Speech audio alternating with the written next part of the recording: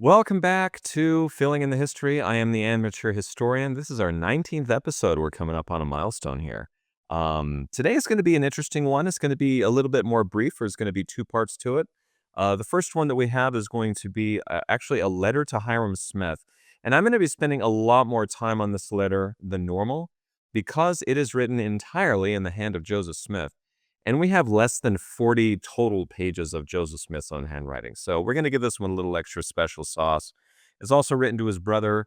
But what's funny about it is it's Joseph Smith writing to Hyrum Smith, but copying a Oliver Cowdery letter and then talking back to Hyrum Smith. And then there's a postscript and then he writes something on the back of the page. And it's kind of a funny little rigmarole that we have to go through there. But anyway, that's what we're going to start with today. And part two is going to be what we now call section 45 of the Doctrine and Covenants.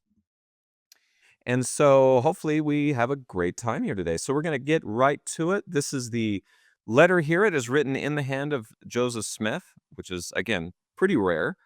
The majority of the content is actually the copy from the Oliver Cowdery letter that I've said before. And so there's really 5 parts to this letter. There's an opening paragraph. There's the letter from Oliver Cowdery. Then there's the body of the letter, kind of the rest of the letter. Then we get a postscript. There's some writing on the back of the page in the fold lines. And then the wrapper of it, so to speak, and they would kind of fold their papers up and seal them with wax, has the address on it. So that is the whole letter that we have. Source note to this says, 2 leaves of different sizes, bears remnant of wax seal used for mailing, includes address and handwriting of Joseph Smith and postal markings in the handwriting of Newell K. Whitney on the wrapper. The original letter passed from Hyrum Smith's possession to Newell Knight shortly after it was written. Following Knight's death, the letter passed to his second wife, Lydia Goldthwaite Knight, and remained in her possession until around 1883, when it was given to Susa Young Gates, who retained the document as late as 1905. It is unknown when the letter was received in the historian's office. So from about early 20th century is our best guess. It's been in the church historian's office, where it is to this day. So some circumstantial introductions to this. From the historical introduction from Documents Volume 1, we get this letter in which Joseph Smith informed members of the Colesville branch of recent events and directed his brother Hyrum Smith to come to Ohio was sent in response to that revelation, which is actually section 42, or what they called at the time, the law.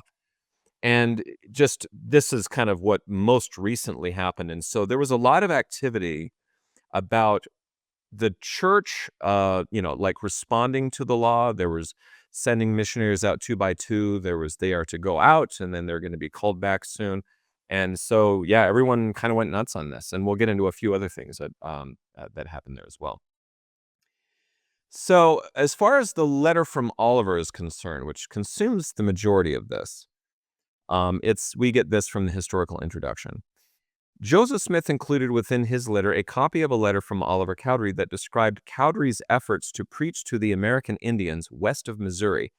Cowdery wrote his letter soon after he and fellow missionaries arrived in western Missouri and crossed into what is now Kansas to preach among the Shawnee and Delaware Indians. Addressed to his early beloved brethren in Ohio, the letter was Cowdery's first communication to the newly baptized church members in Kirtland since the missionaries' departure in mid-November 1830.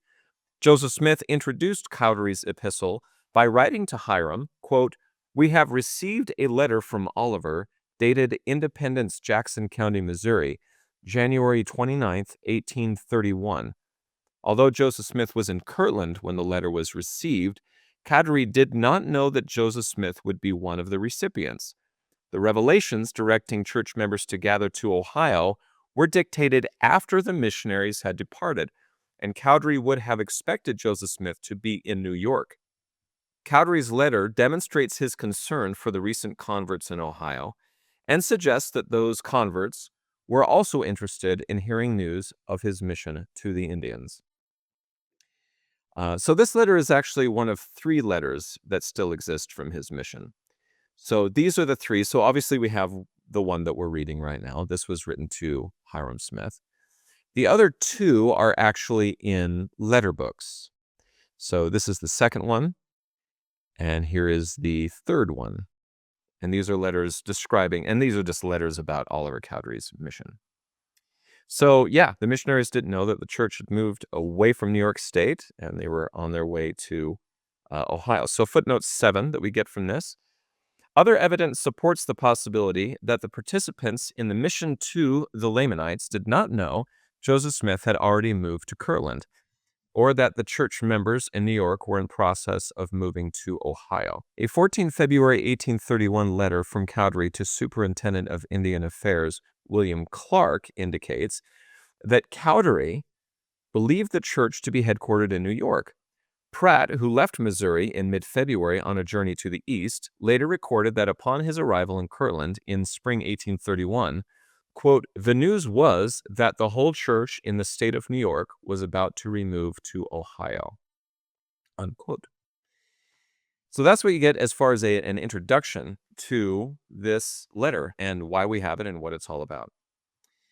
So some about the content and the footnotes. Again, we're not going to spend a terrible amount of time on this because it's a letter, but some things about the content. What we have written in the letter is, "We arrived here safe and are well. I have been engaged in regulating the churches here, as the disciples are numerous, and the devil had made many attempts to overthrow them, as has been a serious job, but the Lord is with us, and we have overcome and have all things regular." Now, just as a footnote to this, I just want to point out, here's Joseph Smith. This is the supposed prophet, seer, revelator. He's coming up with the law, he's come up with the articles and covenants, and he still can't spell. He has a really hard time spelling. Now, I don't want to mock that. I don't want to make a light of that at all. But I just find it really fascinating. And this is something I think might be lost in our time, is that, we in the 21st century, everything has to be like all online, and you have to have your letters and you have to have your degrees, this kind of stuff. Whereas back in the 1800s, it was like, okay, the guy can't spell, but we believe in what he says. He's very convincing with how he presents himself. I just like that kind of open-mindedness. I think that's pretty impressive and something that it just is not something that I'm used to in the culture of today. But yeah, the man still can't really spell. He still has a really hard time writing letters. And you'll see in this, there's a lot of things scratched out, and he's trying his best. Anyway, so little side note there. Footnote 2 to this, talking about, just kind of going back to this, like kind of setting the church in order, and that the devil had made many attempts here. So footnote 2, we get this clarification. Regarding the church's situation at Kirtland, Joseph Smith recalled in his later history that some strange notions and false reports had crept in among them. Matthew S. Clapp, who had been a member of Sidney Rigdon's Mentor, Ohio congregation, criticized those who converted to Mormonism, claiming that, quote, "a scene of the wildest enthusiasm was exhibited. Sometimes in these exercises, the young men would rise and play before the people, going through all the Indian maneuvers of knocking down, scalping, ripping open, and taking out the bowels.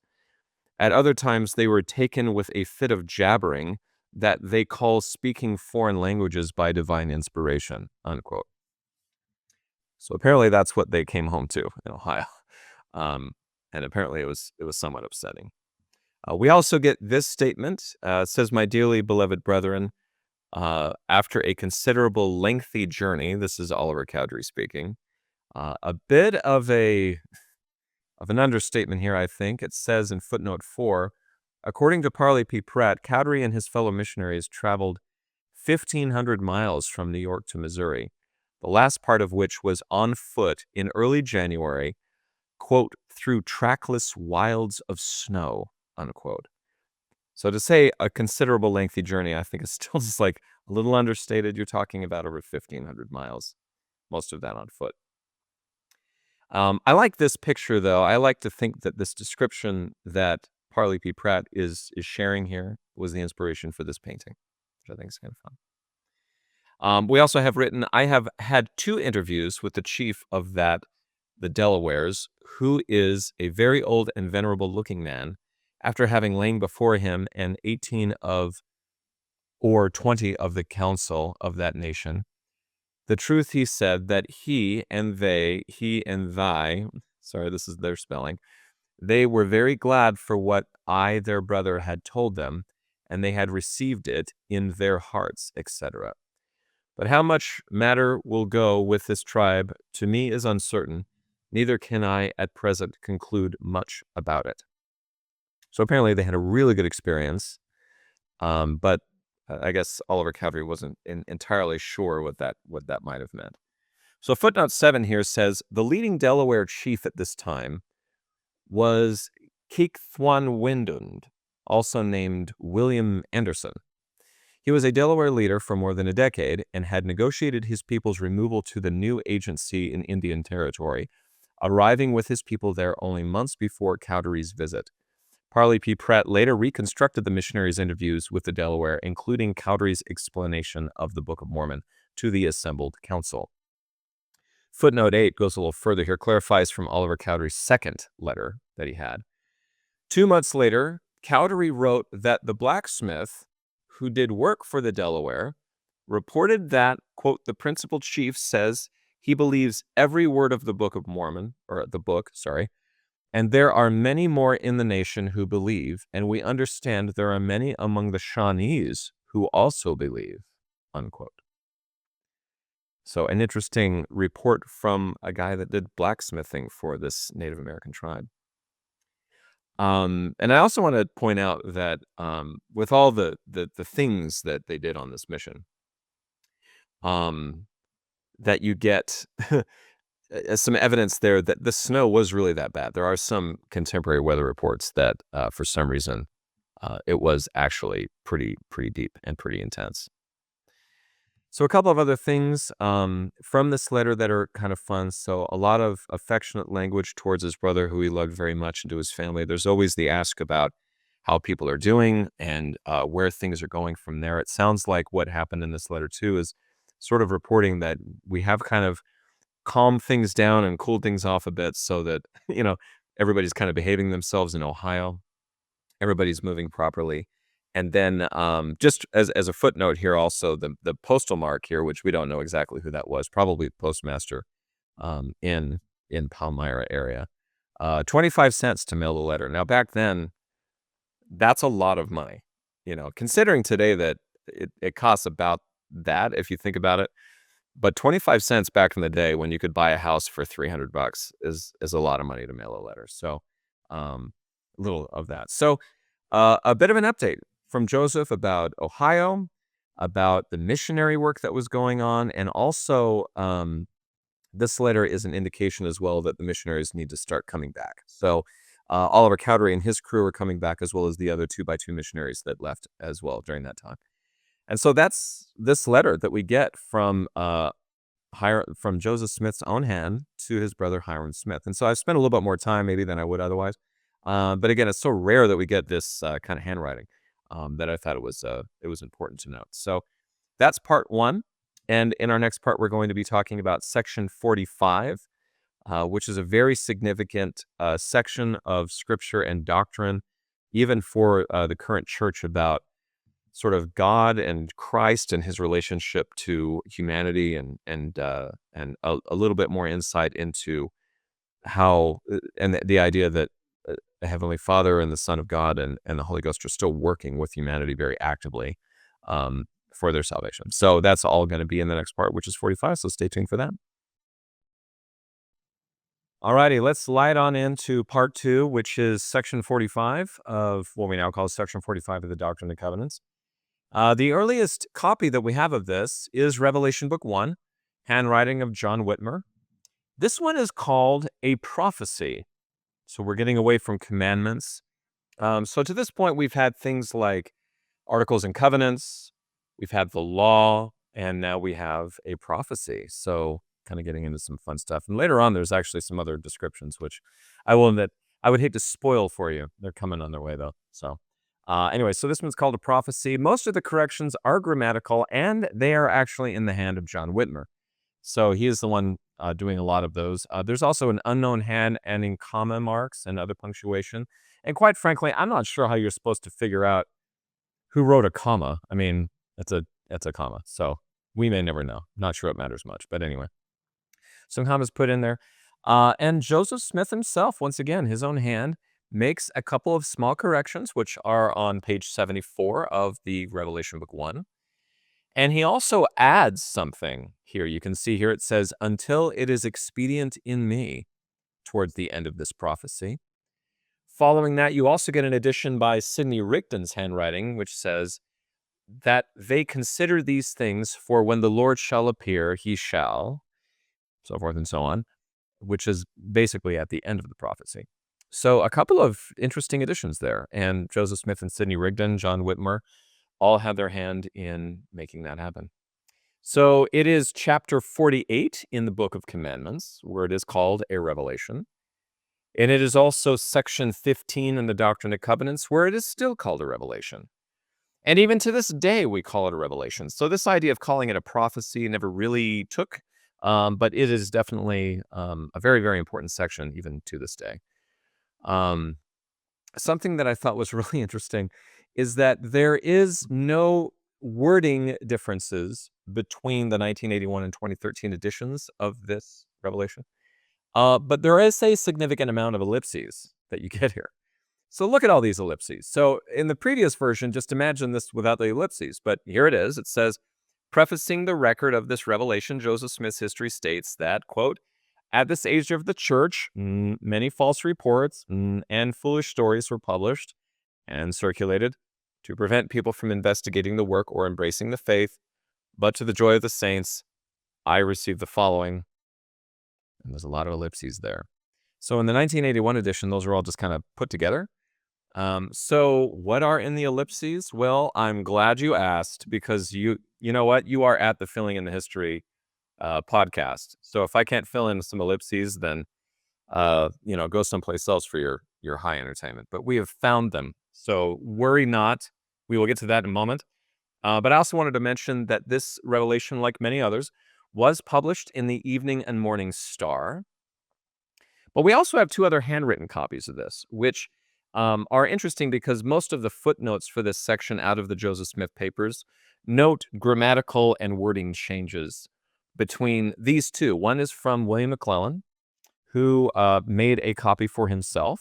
You can see it here. This is what his handwriting looks like. And we also get one from Edward Partridge, who also wrote down a copy. And so what's nice about this, what I find to be really impressive, is that even back in this day, they were very strict about their language. And there was a couple of changes here and there, but what I really love to this point anyway, is that there's a lot of different copies, and a lot of them say the same thing. So you kind of have to hand it to people to having that kind of rigor over what they were writing down in their journals or in their personal papers. So that's what you got there. From the manuscript history, we also get a copy of this.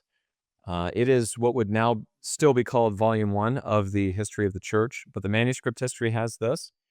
And the introduction with all the ellipses, yes, does come out of this. So they are still using that even in the 2013 edition of the Doctrine and Covenants even today. Circumstantially to this, Revelation Book 1 says this. It says 47, and it says a prophecy, March 7th, 1831. So it is numbered very similarly to the commandments. Given to Joseph the seer at Kirtland, Geauga County, Ohio, saying, hearken and so forth. And that's the introduction to Revelation Book 1. Already mentioned this from the Book of Commandments, Doctrine and Covenants, and modern section headings. They all call it a revelation. They call it given March 1831 and so forth. So here it comes, the filling in of the ellipses. The manuscript history is where we get this from. And it says this. At this age of the church, many false reports, lies, and foolish stories were published in the newspapers and circulated in every direction to prevent people from investigating the work or embracing the faith.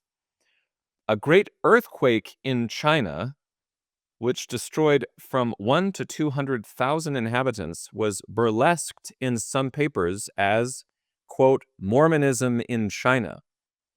But to the joy of the saints who had to struggle against everything that prejudice and wickedness could invent, I received the following. So, there was an earthquake in China, and apparently Somehow that has to do with Mormonism, as they called it in this newspaper. So that's what's in the middle of all these ellipses.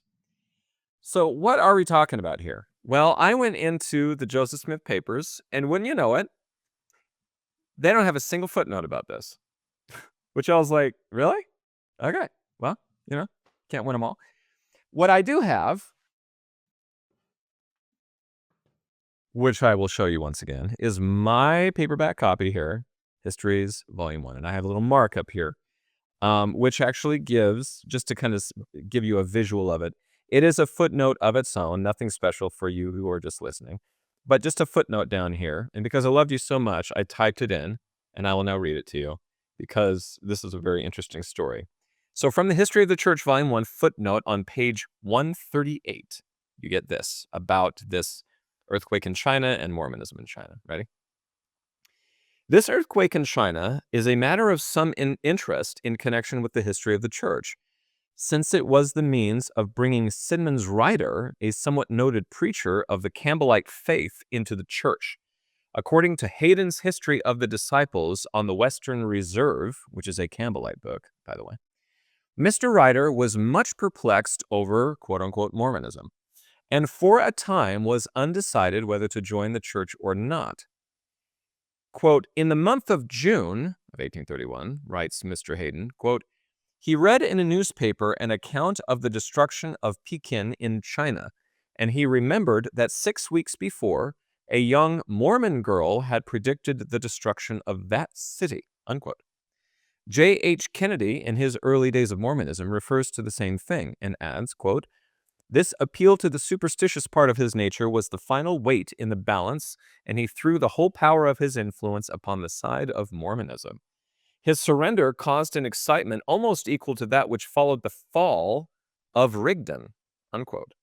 It was doubtless this prophecy and the conversion connected with it that led the papers mentioned in the text to refer to it as Mormonism in China. The discrepancy in dates, Hayden and Kennedy referring to the published accounts of the events as appearing in June, and the prophet making reference to it previous to the 7th of March, need cause no confusion. It will be seen that the prophet alludes to it in connection with a number of other things as taking place, quote, at this age of the church, unquote. A very indefinite reference as to the time in which a thing may have occurred. So that is from History of the Church, Volume 1, page 158 from a trusty paperback copy that I got here. You never know when the history of the church will strike again, and boy, it has it ever. So a couple of things about this. So Sidman's writer, as you may or may not know, was his papers actually, if you recall, were the main, for Section 42 for the law. That was the most robust version that we have. And he actually has quite a few of these in his personal papers. And his stir of joining the church, again, sort of matched when Rigdon fell. And if I haven't said this already, future in the history, post Joseph Smith being murdered, he actually did fall away from the church. He saw himself as the guardian of the church. And that's a very famous episode where Brigham Young sort of stood with the 12 and said, no, we have the keys and we're leading the kingdom from now on. And they did offer a hand of friendship to Sidney Rigdon. But he wound up creating his own religion. So he did sort of fall from the church, but as far as I can tell, he was never sort of brutally antagonistic like many other people who did, I would say, fall away from the church pretty hard. So Mormonism in China. So if you're wondering what those ellipses are in your section headings of the Doctrine and Covenants, kapow, we have filled in the history. So there you go. So some of the content and footnotes to this. From the Historical Introduction to Documents, Volume 1, we get, the Revelation describes the New Jerusalem and Christ's second coming, both of which had been prophesied in Joseph Smith's translation of the Book of Mormon, his previous revelations, and his revision of the Old Testament. In particular, it connects the text of Matthew 24, in which Jesus prophesied concerning the last days and the second coming, with Joseph Smith's 9 February 1831 revelation about the New Jerusalem. As the revelation featured here states, I will shew it plainly as I shewed it unto my disciples as I stood before them in the flesh. The revelation also uses Jesus' New Testament prophecies to explain and reinforce the command to gather to Ohio. Quote, "Not many years hence ye shall hear of wars in your own lands. Wherefore I, the Lord, have said, gather ye out from the eastern lands, and assemble ye yourselves together." Parts of this text, also found in Matthew 24, were among those included in Joseph Smith's later work of revising the New Testament, a project that began the day after Joseph Smith dictated this revelation. Though Joseph Smith-inspired Bible revision had focused only on the Old Testament before this time, the revelation instructed him to shift his immediate efforts to the New Testament. Quote, "Now behold, I say unto you, it shall not be given unto you to know any farther than this, until the New Testament be translated. And in it all things shall be made known. Wherefore I give unto you that you may now translate it, that you may be prepared for the things to come," unquote. So what I just find this fascinating, this idea that this New Testament revision was a prerequisite for other things, and apparently a preparation for things to come. Now, the New Testament revision of the Bible, which once again I have here on my shelf. This new translation, this is a Community of Christ volume, and it has the King James and the inspired versions side by side so that you can compare them. This New Testament revision is still in the footnotes of Scripture today. This is something that Latter-day Saints still use, and I believe the Community of Christ still uses. But one section of it, because it was so important, and it includes this, which now I hope kind of makes sense. Why did we separate out a section of Matthew and call it Joseph Smith Matthew in Latter-day Saint scriptures? It is an appendix to our version of the King James Bible.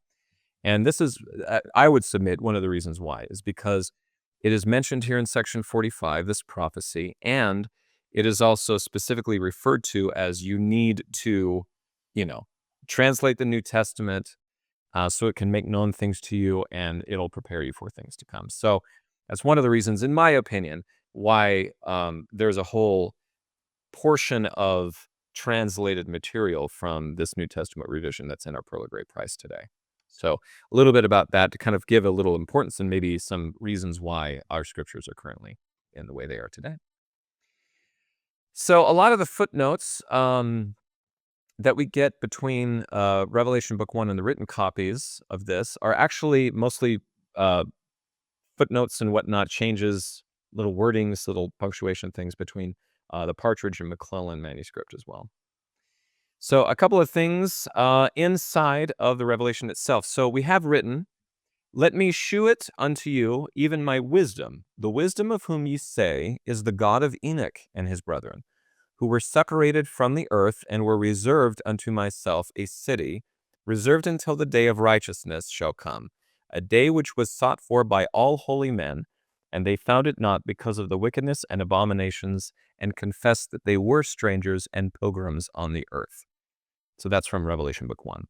Footnote 10 in the Joseph Smith paper says this: "Joseph Smith's revision of the book of Genesis in December of 1830 declared that the city of Enoch, called Zion, quote, in process of time, was taken up into heaven, unquote, but that during the millennium, its inhabitants would return to earth and unite with the citizens of the latter-day Zion, the New Jerusalem, and would, quote, fall upon our necks, and we will kiss each other, and there shall be mine abode. And for the space of 1,000 years shall the earth rest," unquote. So this was done previous, I believe if in previous episodes, we've highlighted this. So Moses' vision, what we would now call Moses chapter 1 of the Pearl of Great Price, was mentioned. And we spoke to that. And then Moses chapter 7, as we call it now, or what's called the vision of Enoch, or the prophecy of Enoch, is what is referred to here, not only in this section, but also in this footnote. So if you want, you can go back and see what we've said about that in the past. Corporate we, it's only me here. Or you can even just take a look at those scriptures if you'd like to see what they're being referred to there. So that's that. Going in reverse here a little bit, so footnote 13, kind of skipping ahead. It says, "Several of the statements that follow are similar to those found in discourse given by Jesus to his apostles in Matthew 24. So where do we get that from? Well, the writing says, "As ye have asked of me concerning these signs of my coming in the day when I shall come in my glory and the clouds of heaven, to fulfill the promises that I have made unto your fathers." So this is sort of a duplicate of what we get in the New Testament revision of the book of Matthew. We also get something in footnote 30 here. Says, while the phrase, quote, "four quarters of the earth" appears only once in the Bible, the Book of Mormon uses it several times. And I love that because the four corners of the earth, or preaching the gospel to the four corners of the earth, is usually what it's referring to. It's a very popular phrase in Latter-day Saint language. This is something that, for example, I will say is part of my patriarchal blessing. We've talked about patriarchs in the past. And there is a phrase there, the four quarters of the earth, and preaching the gospel to the four quarters of the earth, that actually, believe it or not, spans through generations of my family. And these are different people in different places of the world with different patriarchs. And for some reason, that phrase makes it all the way through, something that my mother and I actually talk a lot about. So this phrase is a very interesting one and something that we still use, especially in the missionary work of the church. So I just find it interesting that you really only get one of them in the Bible, and the rest of them come from Latter-day Saint scripture, if you will, from the Book of Mormon. We also get in footnote 39, it says, "Deletion on facing page created an ink blot over this word. Text supplied based on Partridge's copies." So if you want to know sometimes how we fill this stuff in, taking a look, or how the Joseph Smith Papers editors filled it in. So I've zoomed in here on this blot, and they were able to get the word from Edward Partridge's copy of it. And the word is grow. The word is grow. And now you know. You can breathe easy now. Further into the Revelation, we also get, "Wherefore I give unto you that you may now translate, that ye may be prepared for the things to come. For verily I say unto you, that great things await you. You hear of wars in foreign lands, but behold, I say unto you, that they are nigh even at your doors, and not many years hence you shall hear of wars in your own lands." Footnote 41 to this states, almost immediately, on March 8th, 1831, Joseph Smith stopped working on the Old Testament and turned to the New Testament. His scribe, Sidney Rigdon, wrote this heading on the manuscript, quote, "A translation of the New Testament translated by the power of God," unquote. So they took this very seriously, and they got to work right away. Footnote 42, further to this, says, "A January 1831 revelation stated, quote, ye hear of wars in far countries, and ye say in your hearts, there will soon be great wars in far countries, but ye know not the hearts of they in your own land," unquote. So there's a very popular notion, and I think it's valid. I won't say much more about that, but that the main reason for these Latter-day Saints gathering was to save these people due to upcoming conflicts in the United States. Most notably, you have the Civil War, which broke out after the Saints left and went to Utah. And this is something in the Journal of Discourses that is talked about quite a lot, about how they say, the Lord sort of saved us and moved us away from all of that, and so forth and so on, during the Civil War, but also several other conflicts of the time, that for them to gather together sort of separated themselves from the rest of it, and they were sort of saved as a people. That's a very, again, a very popular notion that is throughout the history of the church beyond Joseph Smith's lifetime, and even during Joseph Smith's lifetime. So that is section 45. So what is the aftermath of this? Well, the most obvious one is that they continued in earnest to gather to Kirtland, Ohio. More and more missions were called. They were sent out 2 by 2. It would either be to, at least in the short term, it was kind of what we would now call, because we can drive cars and it's not that big of a deal, the kind of the immediate area of this sort of frontierish, or getting to the frontierish portion of the United States in 1831. And some were called a little farther away than that. I will say later on, you have some Canadian missions that are called, and especially there's some famous ones that make it even all the way to Jerusalem. So this is kind of the beginning of formal missionary calls and people being sent out. So obviously Oliver Cowdery and his crew are among the first, and then you get a lot of others during the same time. The other aftermath to this is, again, like we said, the New Testament revisions. And Joseph Smith Matthew being one of the most prominent. We've talked about that already. And so this revision of of the New Testament is something, again, that you can see in your footnotes today, and it's still published to this moment. So a lot of people don't equate the two together, but apparently that was a major heading for section 45, which is considered a prophecy. And so those are all the sections that we're going to get into today. Again, a letter from Joseph Smith to Hyrum, which is kind of fun because we really don't get a lot in his own handwriting. And then we also get, of course, some mandates, prophecies about what's going on in the future, Jesus Christ's role in all of this, and also a mandate to start not only missionary work, but we're going to get back to translating scripture again and doing revisions of the New Testament. So that is all that we have for today. Hope you've enjoyed our episode. Any questions or comments, be sure to let us know. Again, if you don't know, this is on YouTube. I put it up in parts as well as the entire thing, as well as on Spotify and Apple Podcasts. Thank you so much for joining again, and have a great week. We'll see you then.